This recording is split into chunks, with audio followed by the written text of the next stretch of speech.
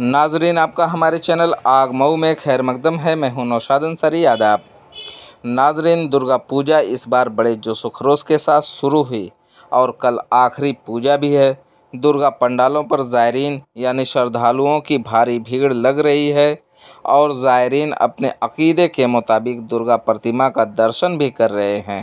ख़ास तौर से ख़वातीन और बच्चे बच्चियां इसमें बढ़ चढ़कर हिस्सा ले रहे हैं, लेकिन इसके बावजूद भी मेले में वो रौनक नहीं है जो कोविड-19 से पहले हुआ करती थी।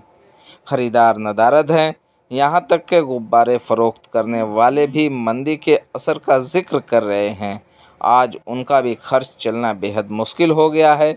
इस दौरान एक गुब्बारा फ़रोख्त करने वाले से हमने दरियाफ़्त करने की कोशिश की तो उन्होंने क्या क्या बातें हमें बताईं। आइए हम आपको पूरी तफसीलात दिखाते हैं और सुनाते हैं क्या कहते हैं गुब्बारा फरोश। बताइए, आप गुब्बारा बेचना कब से शुरू किया है?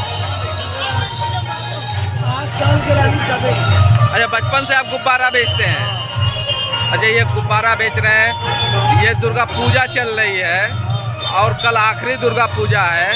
अब तक आपने कितने रुपए का काम किया है? कुछ बेचा उचा है? अभी मतलब अभी आपने एक पैसे की बोनी नहीं की है। क्यों, क्या समझते हैं?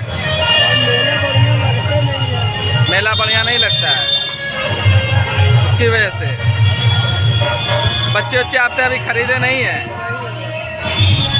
तो गुब्बारा बेच के कैसे अपना पेट पालते हैं?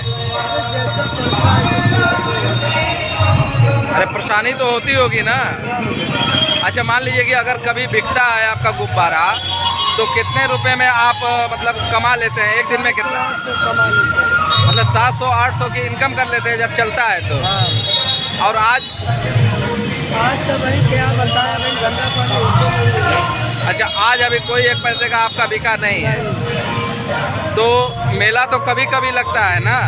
हर साल लगता है। और साल में तो लगता है ना, लेकिन बाकी के दिन कैसे आप अपना खर्चा चलाते हैं? गांव-गांव में बेच के। गांव-गांव में बेच के। कितने आपके परिवार में है? परिवार में आज 4 बहन है।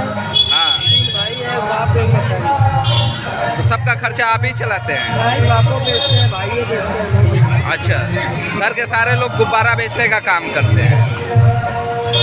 गुब्बारा से पेट चल जा रहा है। और घर में जो औरतें हैं वो क्या करती हैं? सब घर में रहते हैं। अच्छा, घरेलू औरतें हैं, कोई काम वाम नहीं करती हैं?